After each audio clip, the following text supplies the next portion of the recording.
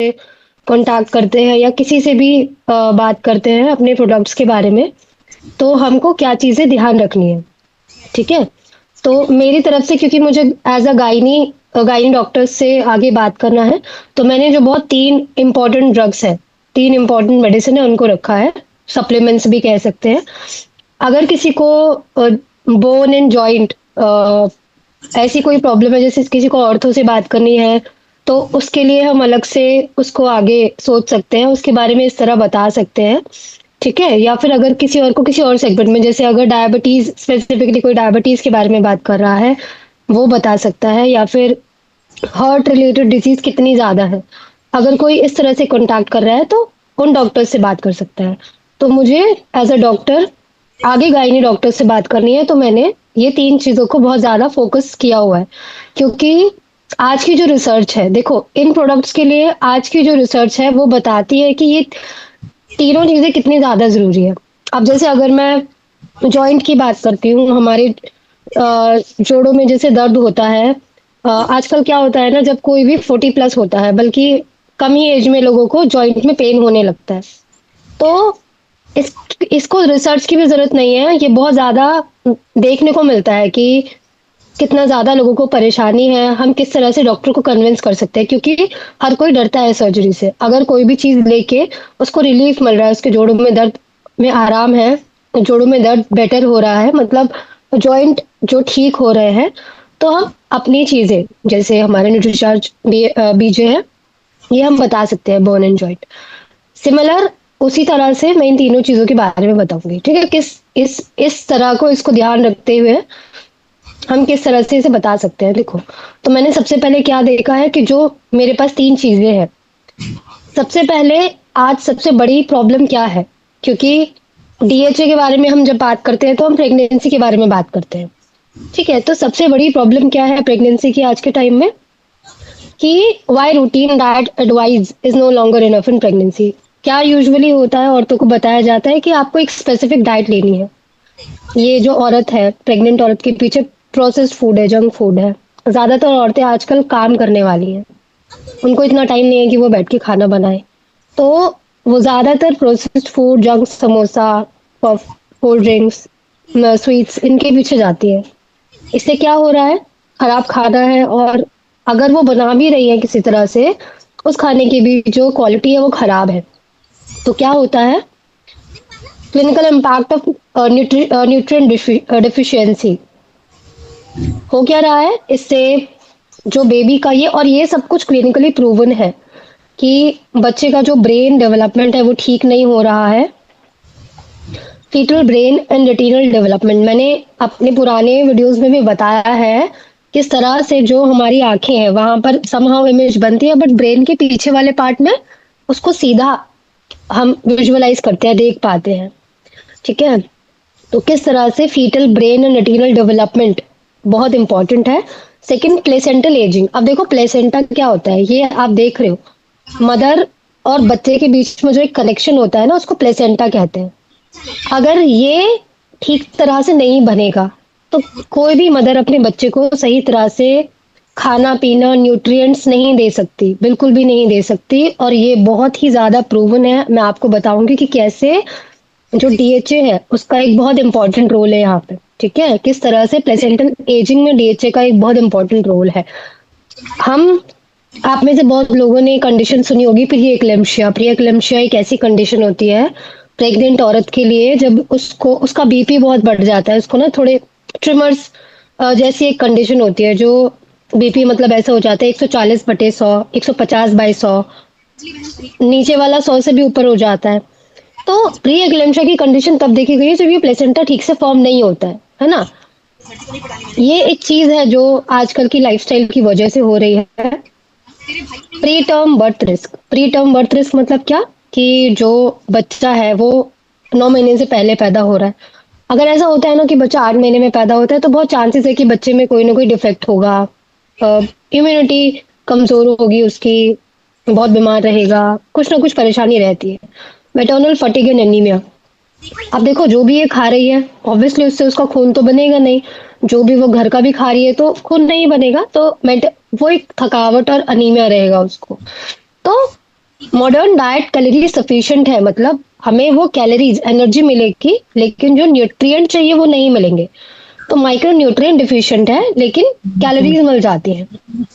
तो आज की रिपोर्ट के हिसाब से 60 to 90% of Indian pregnant women, उनमें ओमेगा इनटेक बहुत कम है, आयरन डिफिशियंसी और माइक्रो न्यूट्रिएंट गैप है। मतलब माइक्रो न्यूट्रिएंट मतलब जो हमें न्यूट्रिएंट्स चाहिए अपने खाने में, वो काफी कम है। ठीक है। तो मैंने क्या देखा कि जब आज की मैंने रिसर्च देखी, आप भी इस तरह से देखना, आप जो भी एक्स वाई जेड प्रोडक्ट उठाते हो, चाहे वो गामा ओरिजिनॉल हो या वो बीजे जो हमारा जो जॉइंट के लिए है, आप देखना किस तरह से वो मॉडर्न किसी भी आदमी को, औरत को 40+ इम्पैक्ट डाल रहा है, बिकॉज ऑफ उनका वेट, बिकॉज ऑफ खाना पीना, सब कुछ ध्यान में रखते हुए उसको इंट्रोड्यूस करना। उसके बाद हम क्या बताएंगे, मैंने बताया ये प्रेगनेंसी न्यूट्रिशन कॉन्टिन्यूटी प्रोटोकॉल, मैंने इसको एक नाम दिया। मतलब ये 3 चीजें मेरे हिसाब से बहुत जरूरी है किसी भी प्रेगनेंसी के लिए।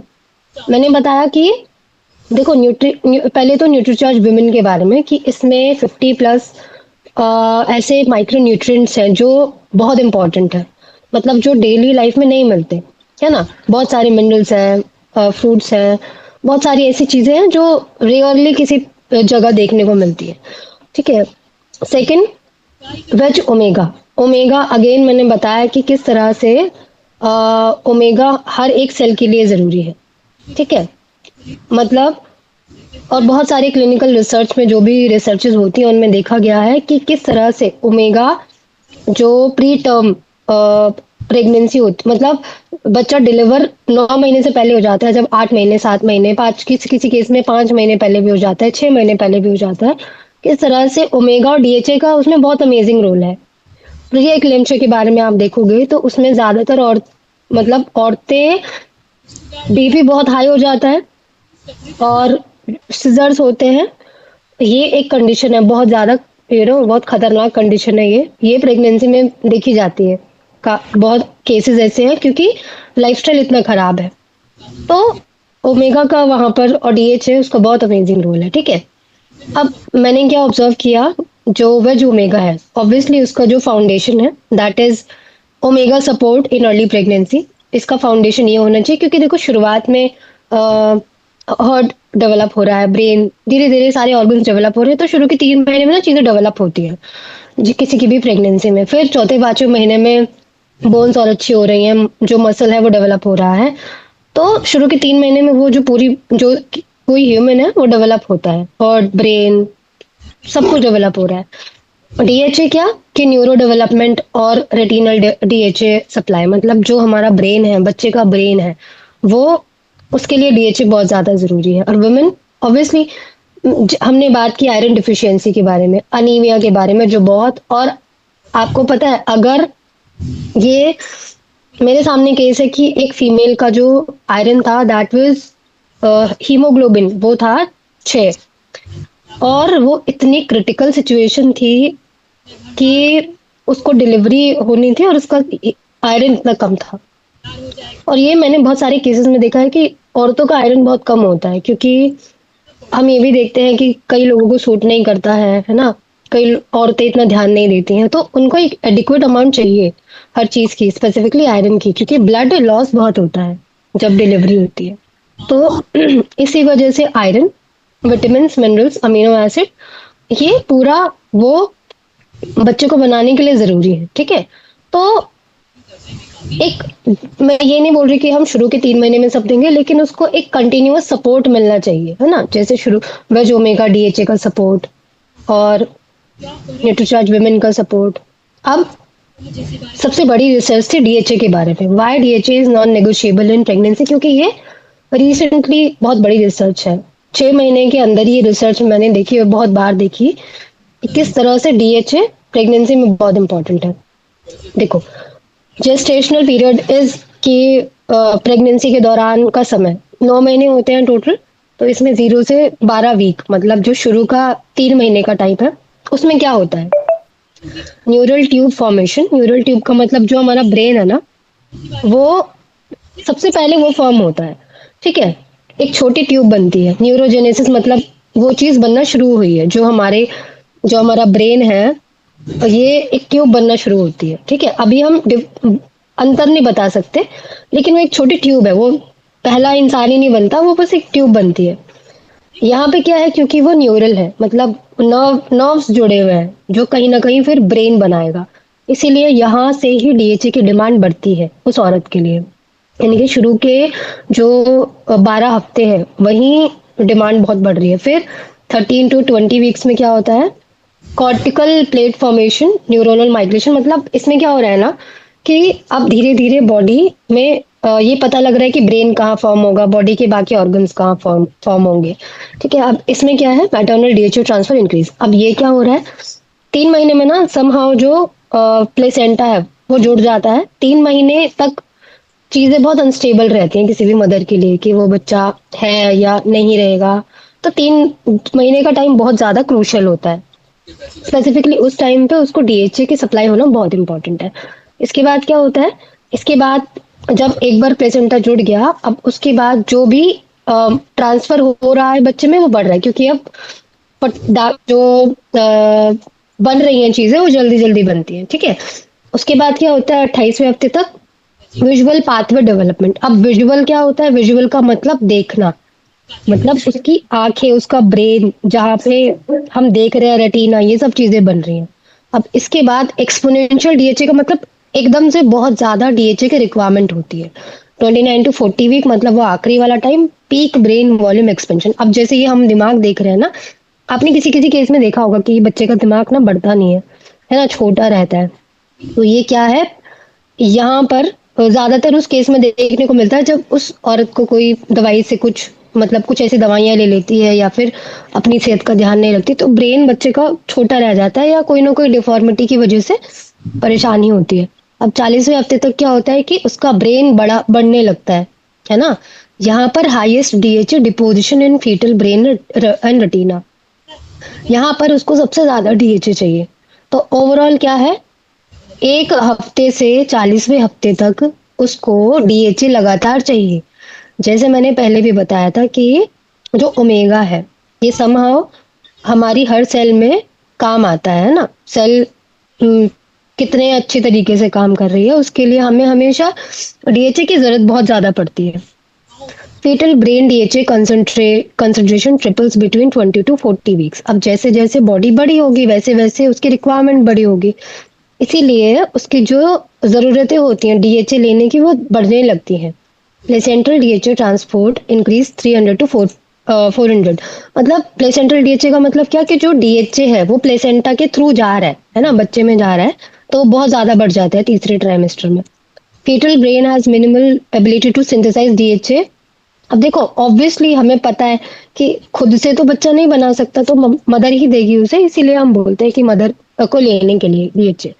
The most critical DHA deposition occur after 20 weeks, yet maternal DHA intake often decline in late pregnancy. देखो, जबकि मदर को चाहिए कि 20वें हफ्ते के बाद वो डीएचए बढ़ाए, लेकिन क्या होता है, आप देखोगे कि ज्यादातर उसको शुरू में वॉमिट होता है, लेकिन बाद में उसका इतना बहुत ज्यादा ना हैवी खाने का मन नहीं होता, घी तेल मसाला वो कम लेती है ना, क्योंकि बॉडी बढ़ रही है।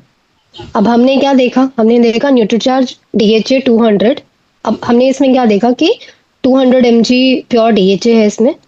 एल्गल सोर्स है जिसके बारे में हम जानते हैं, वेजिटेरियन सोर्स है जो बहुत ज़्यादा इम्पोर्टेंट है, बिकॉज अगेन औरतों में एक बहुत बड़ी परेशानी होती है ना, बर्पिंग की, मतलब रिफ्लक्स की। देखो जब क्या होता है, जब कोई भी औरत प्रेग्नेंट है तो उसका यूट्रस बढ़ता है, उसका पेट ऊपर की तरफ आ रहा है, और ये मैंने विजुअली देखे हैं केसेस, उसका पेट ऊपर आता है और जो एसिड रिफ्लक्स है ना, मतलब एसिड वापस ऊपर आता है।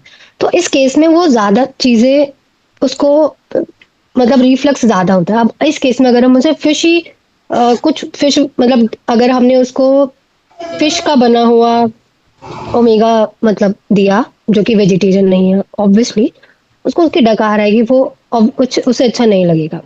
इसीलिए जो ये बना हुआ है ये वेजिटेरियन है, और एल्गल सोर्स एल्गी से बना है, वो प्लांट है actually. Vegetarian carrageenan plant based shell है, इसके बारे में मैंने बताया था। ये एक्चुअली क्या है, ये ये बहुत अमेजिंग एंटीऑक्सीडेंट है, मतलब जो हमारी बॉडी को हेल्दी रखता है। स्ट्रेस से हटाता है। मतलब जो मैंने एक टर्म बोला था, एंटीऑक्सीडेंट अगर हम दे रहे हैं तो हमारी हर एक सेल पे जो स्ट्रेस है वो कम होता है, जो हमारी सेल डैमेज हो रही है ना वो धीरे धीरे कम होता है। तो वेजिटेरियन कैरोजीनॉन इज ऑलरेडी अमेजिंग। अब फिशी रिफ्लक्स नहीं है, heavy metal safe. Heavy metal safe मतलब आप देखोगे ना आजकल रिसर्चेस तो आपको छोटे से छोटे प्रोटीन में मेटल्स मिलेंगे। अब वो क्या बोलते हैं कि ये तो अब्जॉर्ब कर रहा है नीचे से, लेकिन इसकी एक अच्छी बात है कि इसमें हैवी मेटल नहीं है, ठीक है। और suitable for vegetarian and lactose intolerant patient, मतलब जो वेजिटेरियन है और लैक्टोज इंटॉलरेंट पेशेंट है, मतलब जिनको दूध भी सूट नहीं होता, उनके लिए हेल्दी है। ज्यादातर मदर्स को नहीं होता। तो अब ओमेगा 3 फाउंडेशन क्या है? Why early pregnancy matters. First trimester often ignored for omega support. सबसे पहले क्या है, शुरुआती टाइम में एक तो औरतों को पता नहीं होता या फिर उनको इग्नोर कर दिया जाता है कि ठीक है क्या जरूरत है, मेन मेन चीजें दे देते हैं। बट क्लिनिकली क्या बताया गया है, ओमेगा 3 मॉड्यूलेट्स अर्ली प्लेसेंटल इम्प्लांटेशन। जैसे मैंने पहले भी बताया कि अगर प्लेसेंटा ठीक से नहीं जुड़ता बच्चे, और ये देखो, ये देख रहे हो, ये जो बच्चे के साथ जुड़ा है, ये जो एक स्ट्रक्चर है यहाँ पे गोल सा छाती जैसा, ये प्लेसेंटा है, ठीक है। ये जो नली है ये अम्बिलिकल कॉर्ड है। ये प्लेसेंटा और इस मदर के बीच में जो ये अम्बिलिकल कॉर्ड है ये जुड़ रही है, और यहीं से बच्चा माँ सब खाना पीना आना जाना हो रहा है, ठीक है। अब ये क्या है, अगर ओमेगा 3 अच्छे से नहीं दिया गया तो ये प्लेसेंटा अच्छे से नहीं जुड़ेगा। इस केस में ही जो बच्चे का डेवलपमेंट अच्छा नहीं होगा, क्योंकि उसको कुछ अच्छा मिलेगा ही नहीं, है ना, क्योंकि यहीं से सब कुछ जा रहा है। उसका ब्रेन डेवलप नहीं होगा अच्छा, और प्री टर्म लेबर हो सकता है, जो बहुत ज्यादा देखा गया है जब प्लेसेंटा जुड़ता नहीं है। दूसरी चीज, प्री एक्लेम्शिया एक कंडीशन है, एक एक्लेम्शिया कंडीशन होती है, एक प्री एक्लेम्शिया, ये चीजें ज्यादा देखी गई हैं। Supports vascular tone and anti inflammatory balance. मतलब वेस्कुलर, मतलब देखो वेस्कुलर का मतलब होता है किस तरह से बहाव हो रहा है खून का, क्योंकि सारी चीजें तो खून से ही जाएंगी ना, इसके अंदर भी खून से ही सारी चीजें ट्रांसफर हो रही है। Builds maternal omega reserve for later DHA transfer.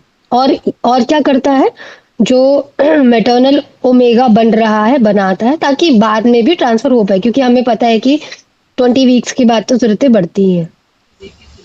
अब और क्या चीजें हैं कि एक एंटी इन्फ्लेमेटरी बैलेंस के बारे में मैंने बात की। इसका मतलब क्या है कि जो ओमेगा है, ओमेगा ऑब्वियसली हर एक सेल पे अच्छा काम करता है, तो इसी वजह से इन्फ्लेमेशन कम करेगा। मतलब जो भी एक तरह से बॉडी में एक इन्फ्लेमेशन होती है, किसी भी ऑर्गन को डैमेज करने वाली जो चीजें होती है उसको कम करेगा। इसीलिए वेज ओमेगा में क्या है, omega 3 fatty acid is 250 mg, ठीक है। टोटल ओमेगा फैटी एसिड इसमें कितना है, 420 mg, ठीक है।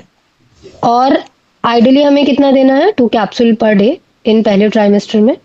और बहुत इंपॉर्टेंट चीज क्या है कि सर्टिफाइड है, जीएमपी आईएसओ एफएसएससीआई सर्टिफाइड है। इसको first trimester omega priming for placental and vascular health, मतलब इस बहुत ज्यादा इंपॉर्टेंट है कि इसको पहले ट्राइमेस्टर में दिया जाए, ताकि जो प्लेसेंटा है, जो कि बहुत इंपॉर्टेंट है किसी भी मदर की प्रेगनेंसी को सस्टेन करने के लिए, इसको हमें देना चाहिए, ठीक है। पहले ट्राइमेस्टर में, ट्राइमेस्टर का मतलब पहले 3 महीने में, क्योंकि 3 ट्राइमेस्टर होते हैं, हर 3 महीने का एक एक। अब तीसरी बहुत इंपॉर्टेंट चीज क्या है, मैटरनल माइक्रोन्यूट्रिएंट गैप्स, दी अनस्पोकन रिस्क। अब मदर कुछ बोलती नहीं है, इसका मतलब ये नहीं है कि उसमें डिफिशियंसीज नहीं है। इंडियन प्रेगनेंसी में क्योंकि औरतें सब कुछ कर रही हैं, वो बाहर जा रही हैं, काम कर रही हैं, ठीक है, खाना बना रही है, सब कुछ कर रही है लाइक नॉर्मल फीमेल। तो आयरन डिफिशियंसी, अब आयरन डिफिशियंसी क्यों हो रही है, क्योंकि जो बेबी बन रहा है ना उसको चाहिए, ठीक है। और सप्लाई के लिए आयरन चाहिए। हमारी जो बॉडी है, हर जगह जो हम ग्लूकोज, हर जगह जो सारी चीजें जा रही हैं, उसके लिए हमें आयरन चाहिए। मतलब हीमोग्लोबिन, हीमोग्लोबिन में आयरन है, तो वो चीज। फोलेट, B12, B12 डिफिशियंसी बहुत कॉमन है ना, क्योंकि वेजिटेरियन औरतें B12 उनको नहीं मिलता, क्योंकि जनरली B12 लोगों का मानना है कि नॉन वेजिटेरियन खाने से ही मिलता है, बट अगर हमें कहीं सप्लीमेंट में मिल जाए तो well and good. Vitamin D, क्योंकि जो औरतें विटामिन डी इंटेक यूजुअली क्या है, सन चाहिए हमें विटामिन डी के लिए, ठीक है, और साथ में अच्छा खाना पीना, दूध वगैरह। विटामिन डी भी क्यों और ज्यादा क्यों, क्योंकि बच्चे की जो बोन्स बन रही है उसके लिए बहुत इंपॉर्टेंट है calcium vitamin D. Magnesium and zinc obviously important है, मैग्नीशियम अगेन। अमीनो एसिड्स क्या है, अमीनो एसिड ना आगे जाके प्रोटीन बनाता है, और प्रोटीन ही हमारी सारी मसल बना रहा है, अमीनो एसिड्स भी इंपॉर्टेंट है। तो क्लिनिकल रिजल्ट क्या है इसके? फटीग, थकावट, पुअर एपेटाइट, भूख नहीं लगती, अनीमिया, खून की कमी होना, लो जेस्टेशनल वेट गेन। इसका मतलब क्या है कि जो बेबी का वेट है ये यूजुअली कम रहता है, 2 kg से भी कम। Compromise fetal nutrition reserve. अब अगर उसको ही कुछ नहीं मिलेगा, बेचारी खुद उसके पास आयरन नहीं है, B12 नहीं है, विटामिन डी नहीं है, कुछ नहीं है, तो उसका बच्चे को तो क्या ही मिलेगा, तो उसका बच्चा तो बेचारा कमजोर ही रह जाएगा ना। तो यहाँ पे हम क्या देंगे? Nutricharge women, antioxidants, amino acids in botanicals in pregnancy. तो हमने ये सारी चीजें देखी हैं, इसमें क्या क्या है? 13 फ्रूट एंटीऑक्सीडेंट ब्लेंड, चेरी, टोनी, pineapple, pomegranate, acerola, cherry, blackberry, blueberry, grape, kiwi, apricot, avocado, mangosteen, strawberry. इसके बेनिफिट्स क्या हैं प्रेगनेंसी में?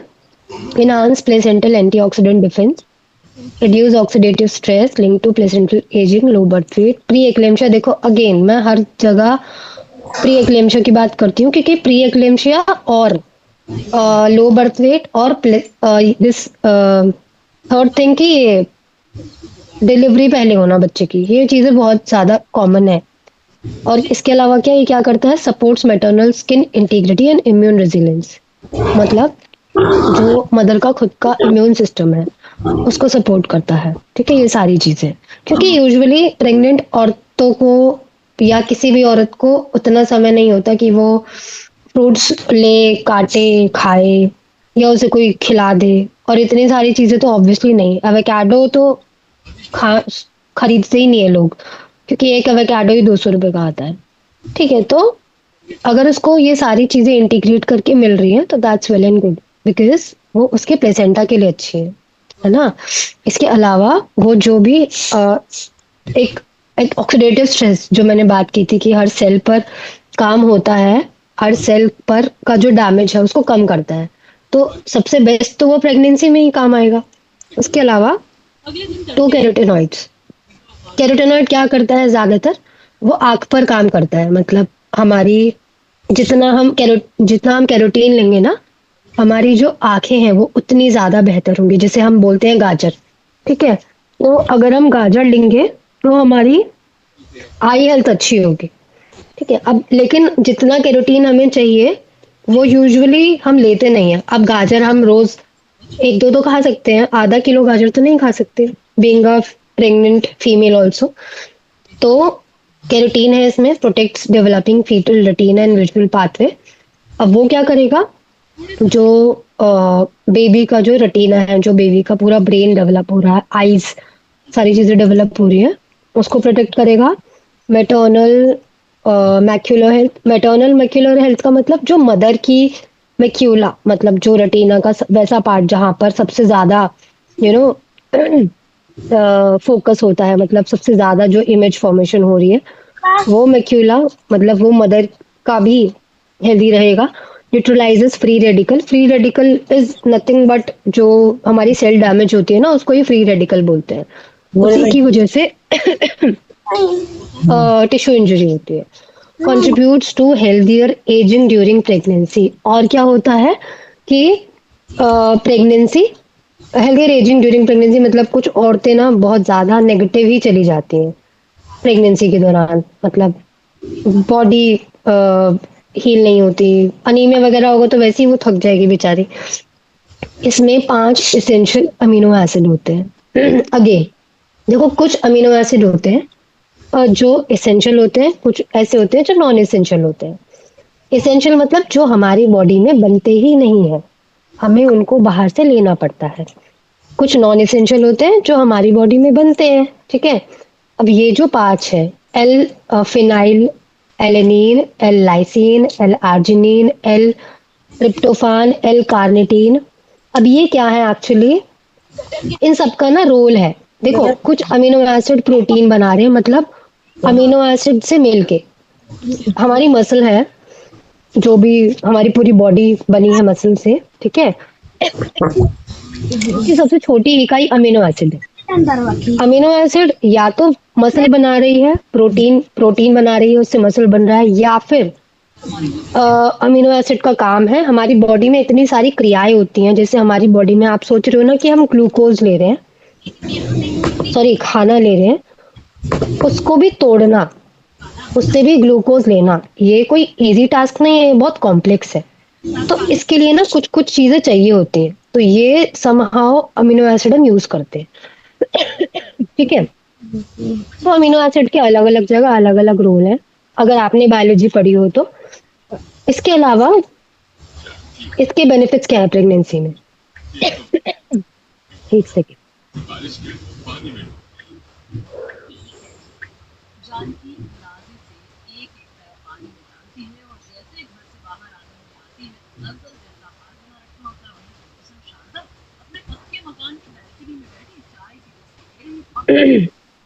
तो ठीक है, और क्या था? हाँ, अमीनो एसिड। अब देखो ये पांच एसेंशियल अमीनो एसिड जो यहाँ पे है, वो क्या करते हैं?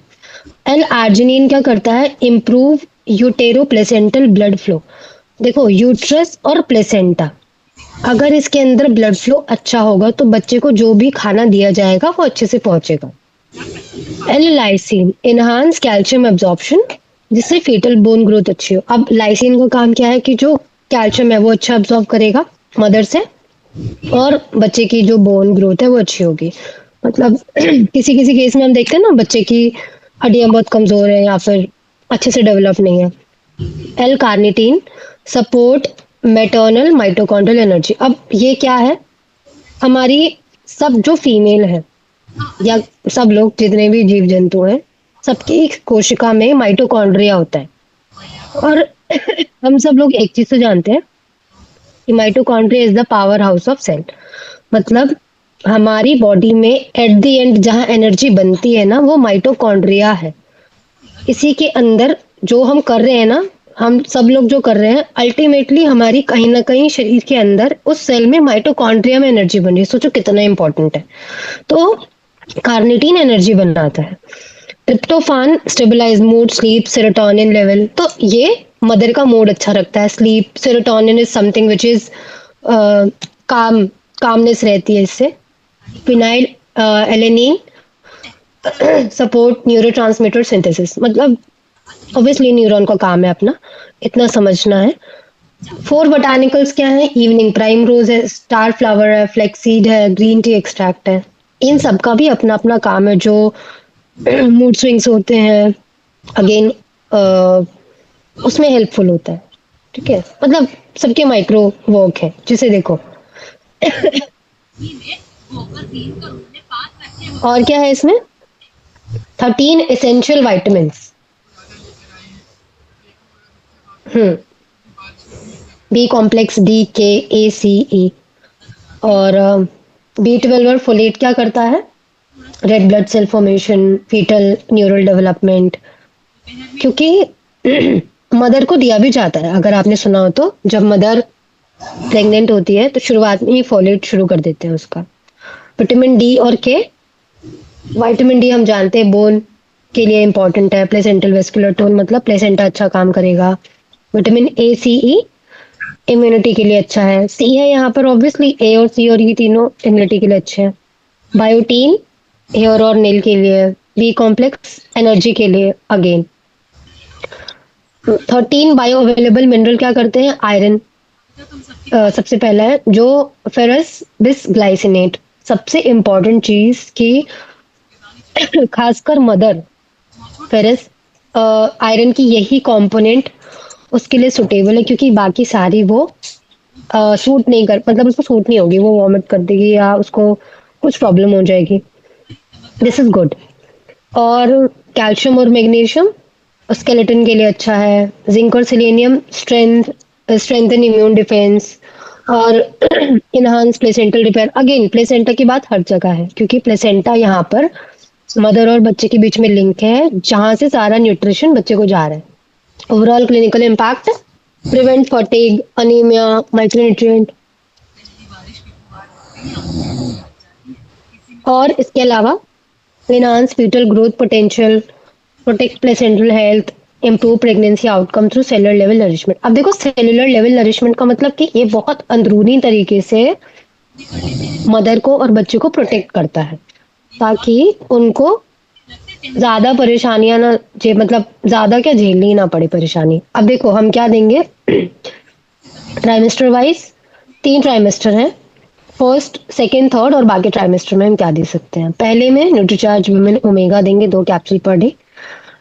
जो सेकेंड और थर्ड है, दो हम डीएचए तो तीनों ट्राइमेस्टर में दे सकते हैं, 2 कैप्सूल या 1 कैप्सूल।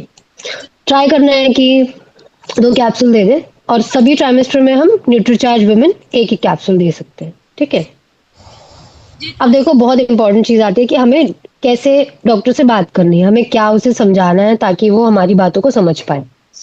मैंने इन 3 चीजों का एग्जाम्पल लिया है। आप अगेन ऑर्थो का काम कर रहे हो तो आप अपने जो ऑर्थो वाले प्रोडक्ट हैं उनके बारे में बात करना। अगर आप कार्डियो से बात कर रहे हो तो अपने हार्ट रिलेटेड, डायबिटोलॉजिस्ट से बात कर रहे हो तो डायबिटीज वाले प्रोडक्ट, ऐसे आपको डील करना है। मेरे 3 प्रोडक्ट हैं, Nutricharge veg omega, Nutricharge women और डीएचए 200। इनका एमआरपी क्या है? इसका एमआरपी है 356, इसका एमआरपी है 489, इसका एमआरपी है 800। अब हमारा डिस्काउंटेड प्राइस क्या है? 285, 392 और 641। हमें सबसे पहली चीज क्या बोलनी है कि पहला 20% इंस्टेंट डिस्काउंट है आपको, क्योंकि आप कोई भी प्रोडक्ट लोगे तो उस पर आपको इंस्टेंटली 20% डिस्काउंट मिलेगा। ठीक है। तो पहली चीज डॉक्टर के साथ कि सबसे पहला 20% instant discount to the doctor. अब सेकंड बहुत इंपॉर्टेंट चीज क्या है? Basic purchase incentive rate. मतलब अब इसको मैं आपको एग्जांपल के साथ समझाती हूँ। देखो हम एक एग्जांपल लेते हैं, बहुत छोटा सा एग्जांपल है। मान लो एक डॉक्टर है, डॉक्टर ए, उसकी मंथली सेल्स उसने की 30,000। ठीक है। अब देखो 30,000 किस स्लैब में आ रहा है। आप स्लैब ओपन करोगे, ठीक है। अब मैं किसी से पूछूंगी, एक सेकंड रुको।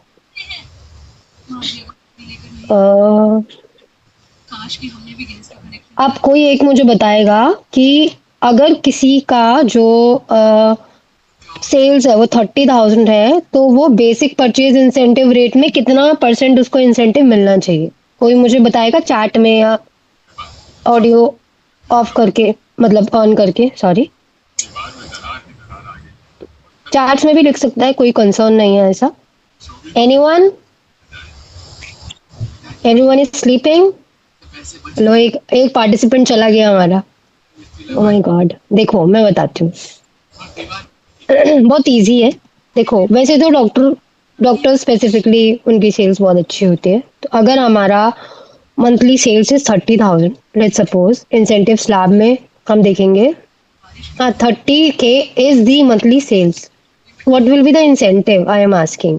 सो हियर एट 7% हम ये देख सकते हैं 20K से 39,999 है ना।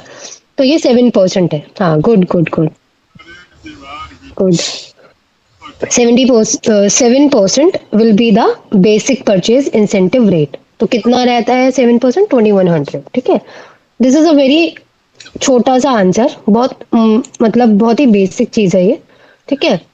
अब हम किसी डॉक्टर को कैसे समझा सकते हैं? देखो जैसे मान लो एक डॉक्टर एक दिन में 20 पेशेंट देखता है और अगर एक प्रोडक्ट हर पेशेंट को रिकमेंड करता है।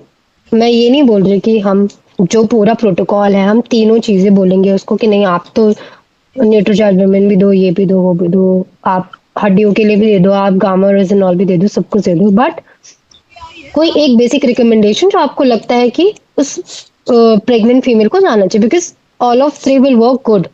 वो तीनों चीजें बहुत अच्छा काम करेंगी, बट मिनिमली वन उसको देना चाहिए, क्योंकि एटलीस्ट एक की उसे जरूरत है।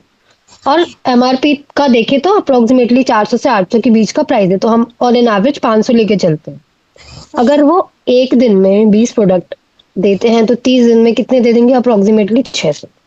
तो एक महीने में कितना हो जाएगा? 3 लाख, है ना? उस डॉक्टर का एक बहुत ही एक मिनिमल देखें अगर 3 लाख तो कितना रहता है? अब देखो यहाँ पर अगर उसका 3 लाख होता है समहाउ, तो मुझे बताओ कितना हो सकता है अप्रोक्सीमेटली एक महीने का?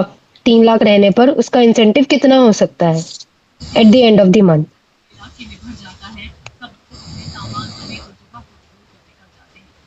साढ़े उन्नीस एनीवन? परसेंट हाँ जी।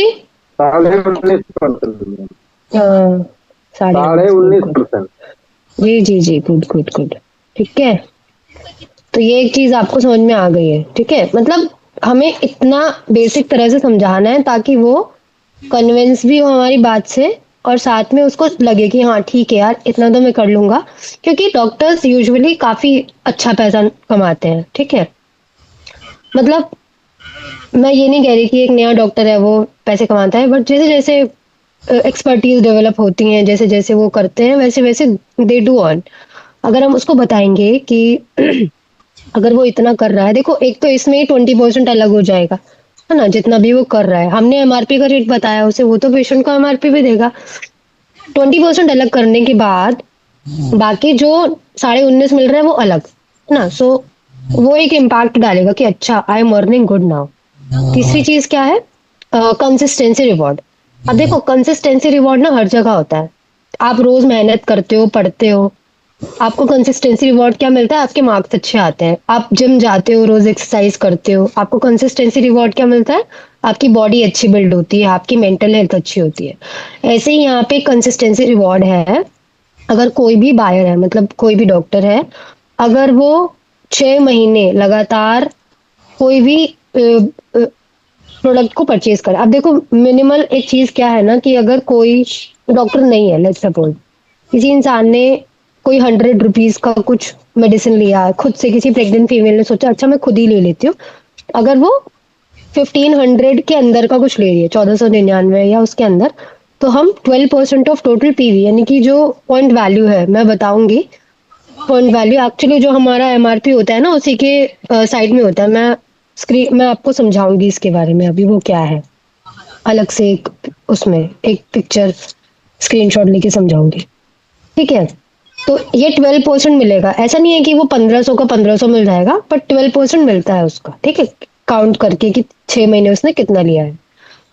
अब अगर उसने, कोई डॉक्टर है वो कम से शुरुआत कर रहा है, मान लो 1500 या उससे ज्यादा का लिया, तो उसको 6 महीने अगर उसने लगातार 1500 1500 1500 लिया, देन 7वें महीने उसको 1500 का कुछ भी, ऐसे नहीं कि अगर उसने वेज ओमेगा लिया है तो हम उसे वेज ओमेगा ही देंगे, हम उसको 7वें महीने कुछ भी, अगर उसको लग रहा है कि उसके पास कोई और नया पेशेंट आ गया, मान लो जैसे दिल्ली में इतना सारा पॉल्यूशन है, तो मान लो अगर उसके पास कुछ और आता है ऐसा S5 टाइप का, तो हम उसको वो दे सकते हैं। It's not something which is very important कि नहीं हमें उसको वही स्पेसिफिक चीज देनी है। ठीक है, और क्या है? 2500 और मोर अगेन 2500 या उससे ज्यादा तो 2500, मतलब एक एक रेंज है, 1500 या उससे ज्यादा में 1500, 2500 या उससे ज्यादा में 2500, 5000 या उससे ज्यादा में 5000। ठीक है, 6 महीने तक जो भी वो ले रहा है, देन 7वें महीने में दिस विल बी एक एक महीने का पूरा फ्री। ठीक है, तो ये एक कंसिस्टेंसी रिवॉर्ड है। ये आई थिंक आपको याद रहेगा, मतलब आपने 6 महीने तक लगातार कुछ किया, देन आपने 7वें महीने आपको वो कंसिस्टेंसी का रिवॉर्ड मिला। Sell 3 lakh worth of product every month for 6 months continuously, in 7 months you get 3 lakh worth product. मान लो मतलब अगर हम 20 into 30 से डॉक्टर को समझाएं तो वो बहुत जल्दी कन्विंस भी होगा, और वो समझेगा भी कि अच्छा ठीक है यार, मतलब स्टॉक फ्री में बढ़ जाएगा मेरा। Why this is beneficial for doctors? अब ये बेनिफिशियल क्यों है? पहली चीज, you can write this on your आपको सबसे पहले ये समझाना है, आपको लास्ट में बताना है इसको कि मैंने, खैर एक्चुअली एक स्लाइड यहाँ पर भी है, बट आप इसे लास्ट में रखना। ठीक है, एक्स्ट्रा मंथली इनकम होगी, क्या चीज़ रहेगी सबसे पहले?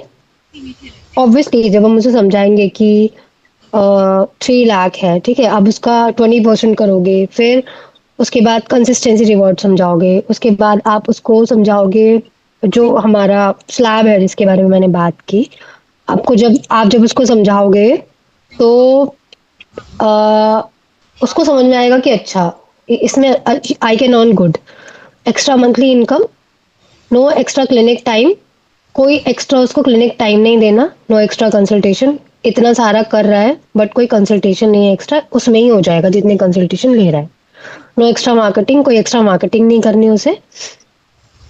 Only by recommending trusted product your daily practice become your additional income source. मतलब आप, ऐसा नहीं है कि जो भी हम बता रहे हैं that is not clinically proven.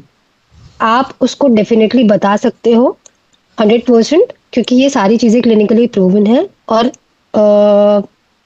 काम किया हुआ है पेशेंट्स पर और लोगों पर। एंड हम क्या बता सकते हैं, your daily practice become your additional income source. जितनी आप प्रैक्टिस कर रहे हो उसमें ही ये एडिशनली इनकम सोर्स है। क्योंकि आप देख रहे हो ना आजकल डॉक्टर्स का क्या है ना, किसी भी डॉक्टर के पास जाओगे उनके पास टाइम ही नहीं है।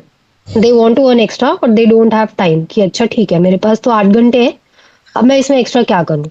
ठीक है, तो जो लोग बहुत ज़्यादा सोशल मीडिया से अवेयर नहीं है, जिन लोग को फिर भी एडिशनली करना है, तो हम उनको ये ऑप्शन दे सकते हैं और दिस विल वर्क बेटर।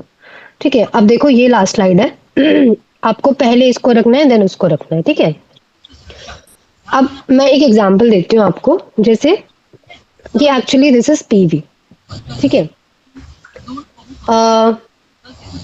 कोई भी XYZ पर्सन है, let's suppose it's me, I have 2 group, I am living in Delhi, so I have a group in Delhi and I was living in Nagpur एक कुछ टाइम पहले।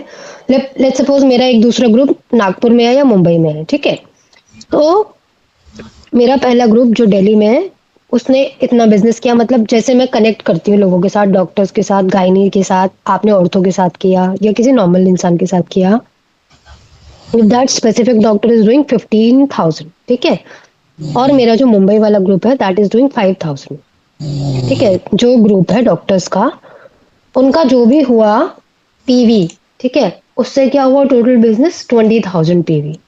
ठीक है, अब इसको हम क्या बोलेंगे, हर चीज का ना एक लेवल होगा, जितना अच्छा आपका ग्रुप परफॉर्म करेगा, मतलब जो डॉक्टर्स आपने सिलेक्ट किए हैं या फिर जो नॉर्मल लोग भी आप जिनके पास जा रहे हो बात कर रहे हो, दैट इज बिगिनर्स। और ये जो अप्रोक्सीमेटली इनकम है ये जाएगी आपके पास। ठीक है, 1,000। इसके अलावा अगर ये डेली ग्रुप जिसकी मैं बात कर रही हूँ, मेन ग्रुप, इसने किया 30,000 और जो दूसरा ग्रुप है नागपुर या मुंबई उसने किया 10, तो टोटल क्या हुआ 40,000 और इसको बोलेंगे स्टार्टर। अब आपका क्या होगा 2,000। ठीक है, तो ऐसे ऐसे करके मेन ग्रुप, मतलब अब ये ना चेंज भी हो सकता है, ऐसा नहीं है कि मेन ग्रुप हमेशा दिल्ली का ही रहेगा, अदर ग्रुप हमेशा ही मुंबई का भी रहेगा। जो बेटर कर रहा है वो मेन ग्रुप रहेगा।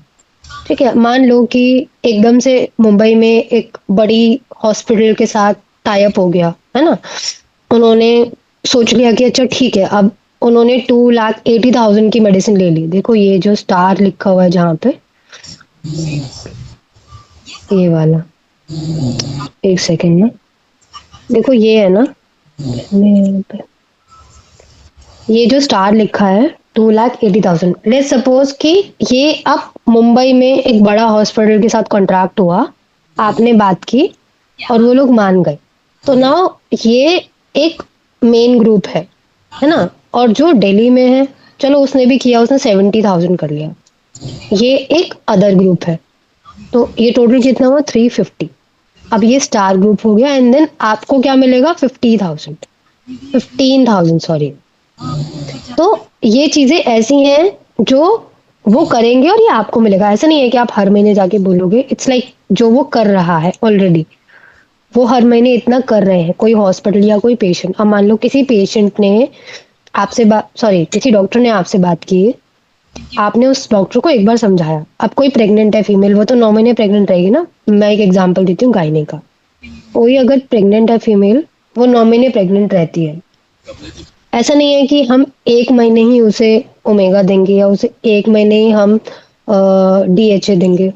लगातार 9 महीने, 6 महीने, 7 महीने जितना लेगी उतना ले सकती है।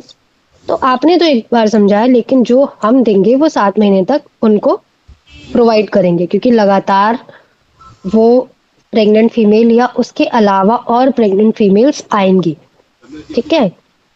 इससे आपको क्या फ़ायदा है कि अगर इतना होता है 210 टू 80 फॉर एग्ज़ाम्पल, और आपके दूसरे ग्रुप का 70,000, तो कलेक्टिवली ये 15, मतलब ये ऐसी चीज़ है जो रहेगा आपके साथ, ठीक है? आपको कन्विंस करने की ज़रूरत नहीं है 1 महीने के बाद। बस जस्ट फ़ॉलो-अप लेना कि ठीक है, आप मुझे बता दो कि अब कैसा चल रहा है, पेशेंट्स का क्या, मतलब आपको ये भी एक बार को समझना चाहिए कि आप दे रहे हो, लेकिन पेशेंट्स का रिव्यू क्या है? इसको भी समझना इम्पोर्टेंट है, ताकि मान लो अगर किसी पेशेंट ने कुछ बहुत अच्छा रिव्यू दिया, तो आप उसको आगे जाके बता सकते हो किसी और को, या फिर वो आपके खुद के पर्सनल ट्रायल्स में ऐड ऑन हो जाएगा कि अच्छा ये तो एक बहुत अच्छी चीज़ है, पॉजिटिव चीज़ है। आप उसको ऐड ऑन कर सकते हो, ठीक है? तो ऐसे ही बहुत सारी चीज़ें हैं। अब देखो यहाँ पे अगर हम देखते हैं 20 लाख 20 लाख, 22 तो ये 44 हो गया, ये एमराल्ड हो गया। तो ये एक अपना पर्सनल एसेट हो गया कि ठीक है, ये हम हमेशा ही करेंगे। तो ये कुछ गोल सेटिंग है जो आप धीरे-धीरे शुरू करोगे। पर मैं ये नहीं कह रही कि हम एकदम ही यहाँ से शुरू हो जाएँगे। We need to start with small first, sorry. हमें सबसे पहले छोटे से शुरू करना होगा। मतलब जो भी हमारे गोल्स रहते हैं ना, वो पहले छोटे से शुरुआत करनी है। किसी भी डॉक्टर से बात करनी है या किसी भी पर्सन से बात करनी है, तो एकदम से ऐसे नहीं सोचना कि ठीक है, हम तो आज सारी दवाइयाँ डॉक्टर को भेज देंगे या उस डॉक्टर को कन्विंस कर लेंगे। हम थोड़े से एफर्ट्स लगाने पड़ते हैं, बिकॉज़ शुरुआत में जब भी हम कोई चीज़ कर रहे होते हैं स्टार्टिंग में, तो ऑब्वियसली धीरे-धीरे सीखने से ही हम कुछ बड़ा करते हैं। तो शुरुआत में हमें क्या करना है, अगर छोटा-छोटा भी हो पा रहा है, बट कीप डूइंग इट, ठीक है? थोड़े-थोड़े से भी आप सीखोगे, आप बेटर होगे, आप और अब जो भी आपकी स्क्रिप्ट है, या जैसे मैंने एक पीपीटी प्रिपेयर की, आप अपनी सोच से प्रिपेयर करो। मैंने जहाँ से भी किया, बट मैंने इसमें अपनी सोच डाली, अपने क्लिनिकल ट्रायल्स डाले, है ना? एक सेकंड। तो देखो, मैंने जो भी प्रिपेयर किया वो अपने दिमाग से किया, ठीक है? जो क्लिनिकल ट्रायल्स डाले वो खुद की क्लिनिकल ट्रायल्स डाले कि मुझे एक्चुअली में क्या कन्वे करना है ना? मतलब मैं एक्चुअली में क्या बताना चाहती हूँ, जो भी डॉक्टर्स हैं, ठीक है? और आप लोग को समझ में आया ये जो मैं बता रही हूँ?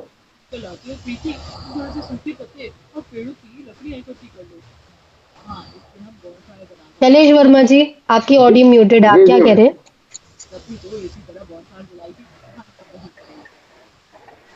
नहीं आ रहा, लोगों को समझ में आपकी हाजिर नहीं है, तो किसी का तो कोई बोल नहीं पाएंगे। जो होस्ट है वही बोल सकते हैं, अच्छा अच्छा, वो काफी समझ म्यूटेड ही रहे होंगे रहेंगे। लोग। ठीक है जी ठीक जी। है।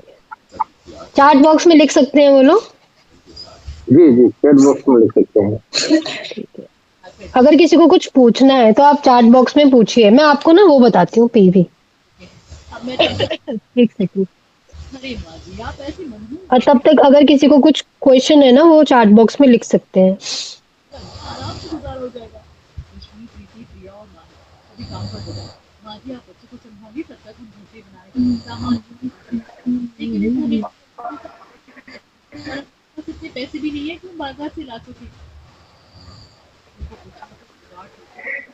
म्यूजिक नहीं है। क्लास का किसी का कोई एक्सपीरियंस है तो वो भी शेयर कर सकते हैं। हेल्थ अगर किसी को रिलेटेड कुछ कोई ऐड ऑन इशू करना हो है। तो भी शेयर कर सकते हैं।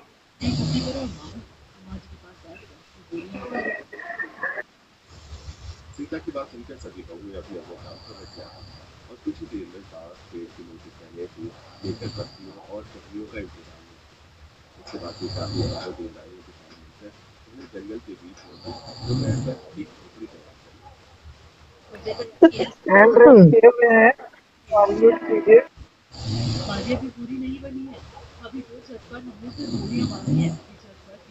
बहुत ही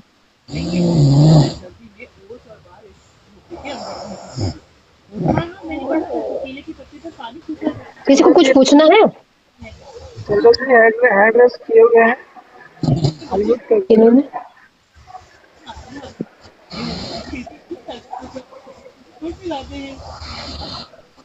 जी यस चंदन जी बोलिए। जी आरसीएम सर, क्या मेरी आवाज सुनाई दे रही है sir? Yes sir yes sir. बोल रहे थे मैम कि जैसे डिलीवरी हटता है तो ये 9 महीना दे सकते हैं क्या इनको, कोई पेशेंट को? 9 स्पेसिफिकली महीने कोई हैं? खिलाती है ना माँ, तब तक दे सकते हेलो? हैं। तक माँ दूध पिला रही है तब तक दे सकते हैं, 9 महीने के बाद भी दे सकते हैं। और जो डिलीवरी हो जाता है उसके बाद? हाँ वही दे सकते हैं, जब माँ दूध पिला रही है तब भी दे सकते जी जी ठीक ठीक है मैम। हैं। क्योंकि डीएचए तो चाहिए ना, बच्चा जब डेवलप भी हो रहा है, जब बच्चा बड़ा भी होता है तो उसका नहीं ब्रेन नहीं, डेवलप होता है, हम सुनते हैं ना। न्यूटी चार्ज वुमेन के बात बोल रहे थे मैम। हाँ दे सकते हैं, उसको अनीमिया रहता है तो दे सकते हैं, मतलब इसलिए आगे जाके। छोटे बच्चे को इम्यूनिया हो गया है उसको, किसको? मैंने जैसे डिलीवरी हो गया है तो 2 महीना का हुआ तो मैंने वो बोले तो कहें कि ठीक है पूछ कर हम बताएंगे। मैंने बच्चे को एनीमिया हो गया है तो माँ को दिया जा सकता है निमोनिया हो गया कि निमोनिया हो गया सर? बच्चे को निमोनिया हो गया होगा। हाँ हाँ निमोनिया हो जी गया जी है तो वुमेन दिया जा सकता है फिर। हाँ देखो, बच्चे को निमोनिया होने का कारण अलग है, ठीक है, क्योंकि मे बी ठंड की वजह से हुआ, बच्चे को जो निमोनिया हुआ है, अनीमिया और निमोनिया, ये निमोनिया दो बहुत। निमोनिया निमोनिया हाँ वही मैं समझा रही हूँ कि ये जो दो टर्म है ना, निमोनिया फेफड़ों की प्रॉब्लम है। जो देखो फेफड़ों में दो तरह की प्रॉब्लम होती है। एक तो फेफड़े के ऊपर वाले हिस्से में जैसे हम खांस रहे हैं तो हमारे ऊपर वाले पार्ट में इन्फेक्शन होता है, निमोनिया में फेफड़े में अंदर नीचे वाले पार्ट में इन्फेक्शन होता है। उस बच्चे जी को या तो ठीक से सर्दी में ध्यान नहीं रखा गया, या उसकी मदर ने उसको दूध ठीक तरह से पिलाया नहीं, जिस वजह से उसको निमोनिया हुआ। ठीक जी है। मदर को अनीमिया होता है, अनीमिया मतलब खून की कमी। खून की जी कमी जी क्यों? अब देखो जब डिलीवरी हुई थी उसने खाना पीना ठीक नहीं किया है ना, या फिर जब डिलीवरी हुई थी उस दौरान खून ज्यादा बह गया, या फिर अब खाना पीना ठीक नहीं कर रही है, तो उसको दे सकते हैं 100%। जी ठीक है ठीक है। ठीक।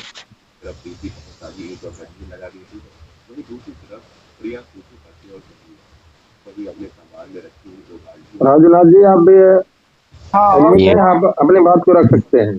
जय आरसीएम सर। जी आरसीएम सर। जी सर बिल्कुल सर, आज का सेशन बहुत ही बारीकी से समझाया मैम ने, इसलिए थैंक्स कहना चाहूँगा। और रेगुलर सेशन अटेंड करते हैं तो कर कुछ डाउट तो वैसे भी नहीं है, लेकिन मैम ने जो समझाया बहुत ही अच्छी तरीके से समझाया, इसलिए thank you. Okay sir. Thank you sir, thank you.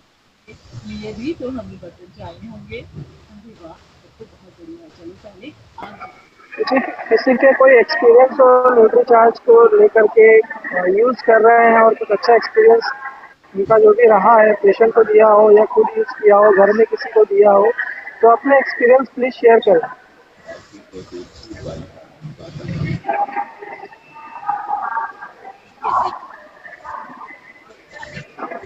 Yes sir.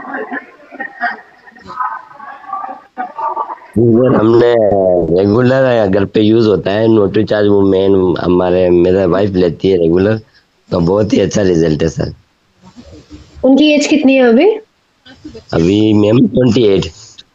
अच्छा ठीक है। Nutri charge regular ma'am. पहले आए दिन में परेशान था, किसी छोटी मोटी प्रॉब्लम हर रोज हर वीकली डॉक्टर को दिखाना पड़ता था, लेकिन मैं अभी सब चीजें छुटकारा पाया ma'am. Thank you ma'am. Okay, अच्छी बात है।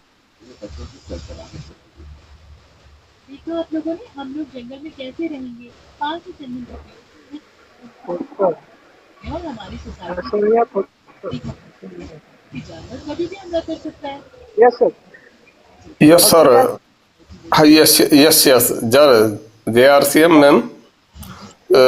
इस JRCM न्यूट्री चार्ज मूवमेंट को कितनी उम्र की बच्ची से लगा के कितनी उम्र तक दिया जाता है? 12 के बाद दे सकते हैं। 12 के बाद। Okay okay. जब इसे महीना स्टार्ट होता है तभी दे सकते हैं, किसी का 12 में होता है, किसी का 13 में, किसी का 14 में। हाँ, 14 में। स्टार्ट हो गया तो दे सकते हैं। आजकल तो 11 साल में ही आने लग गया है। कॉलेज में हम लोग प्रोग्राम करते हैं ना गायनिक के, तो हमें पता चल रहा है 11 साल की लड़कियां, 10 साल की लड़कियां, उनको भी स्टार्ट हो गया है। तो जो महीना स्टार्ट हो गया मतलब वुमेन आप दे सकते हैं। हाँ सोहिल सर। ओके ओके, धन्यवाद। तो जी सर अपनी बात को रख सकते हैं। जी हाँ जी जी, आवाज आ रही है sir? Yes sir. Yes yes. जी जी सर, आप लोगों का आदेश था कि एक्सपीरियंस के बारे में जो बातें कुछ बताना है, तो मैं सर इस सिस्टम से तो 5-6 साल से जुड़ा हूँ और इसका एक्सपीरियंस थोड़ा सा मैं न्यूट्री चार्ज वुमेन के बारे में बताना चाहता हूँ कि मेरी मदर जो उनका उम्र 80 साल का है और आरसीएम जब ज्वाइनिंग नहीं किए थे तो मैं हर 6 महीना पे या 3 महीना पे उनको पानी चढ़ाते थे। काहे कि उनका बीपी डाउन हो जाता था या कमजोरी थकान बहुत सारे चीज होता था और बार बार हम परेशान होते थे। मगर जब इस आरसीएम परिवार में आए और इस चीज को मीटिंग अटेंड किए या सीखे समझे, तो मैंने न्यूट्री चार्ज उनको देने को प्रयत्न किया। मगर उस टाइम वो लोग नहीं ले रहे थे, क्या ये फालतू के कहाँ से उठा ले। मैंने बोला ये यूज तो करके देखो। और सर आज कंटिन्यू मेरी मम्मी को 6 साल से न्यूट्री चार्ज वुमेन को यूज कराते हो गया। और आज सर मैं बताऊंगा कि उनके आगे 30 साल 35 साल की महिलाएं जो हैं वो हार मान जाती है। क्यों मान जाती है? कहती है कि मेरे से तो 4 मंजिल से एक हाली से 2 हाली चलते हैं तो हाफ हो जाता है, सांस फूलने लगता है। मगर मम्मी मेरी 4 मंजिल का मकान है, मिनिमम 20 हाली आज के डेट में भी उतरती है और 5 बजे भोर में सत्संग चले जाती है। तो ये न्यूट्री चार्ज का एक्सपीरियंस है सर, और न्यूट्री चार्ज का देन है, आरसीएम देन का परिवार का देन है कि बड़ा हमारा परिवार बहुत खुशी है, सुख शांति है और न्यूट्री चार्ज का कमाल है सर। जय RCM sir. Thank you sir, thank you sir Khan. आपका एक्सपीरियंस है सर, आपका बहुत अच्छा एक्सपीरियंस है। वाह।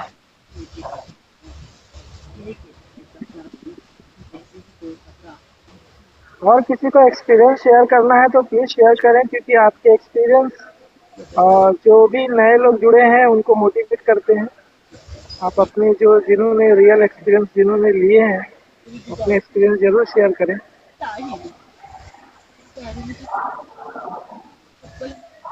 जो भी पुराने साथी हैं जिन्होंने इस्तेमाल किया है न्यूट्री चार्ज, वो अपने एक्सपीरियंस को शेयर जरूर करें। किसी का सवाल हो तो कर सकते हैं, अदरवाइज ये सेशन फिनिश किया जा रहा है।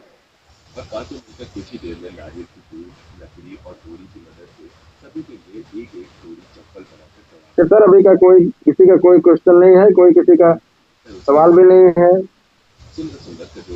तो अब क्योंकि टाइम भी हो गया है 10:05, तो मीटिंग को हम समापन की तरफ ले चलेंगे और सभी को एक बार म्यूट होने का एडमिट देते हैं। सब अपने आप को हैंडरेस करें। सब म्यूट है तो अपने नारे के साथ में चलना नहीं चलना है, हर दिन आगे बढ़ना है।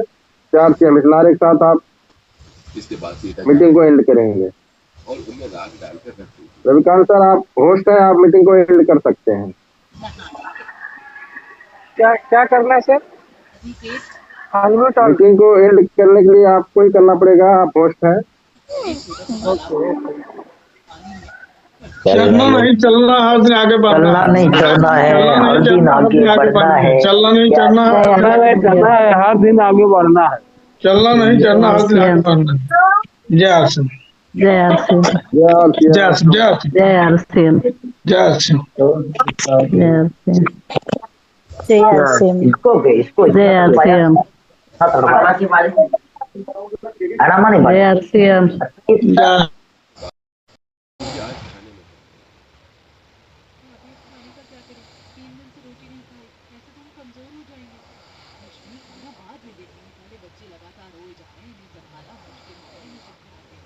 क्यों ना हम उनके लिए पेड़ों पर झूला बना दें, जिस तरह से हम शहर में अपने पार्क में बनाते हैं। हाँ सुन सकती है। चल जल्दी से साड़ियाँ और रस्सी लेकर आ। रश्मि और प्रिया मिलकर साड़ी और पेड़ के पत्तों से बनी मजबूत रस्सियां पेड़ों पर बांधकर झूला बना लेती है और उनमें बच्चों को लेकर जाती है।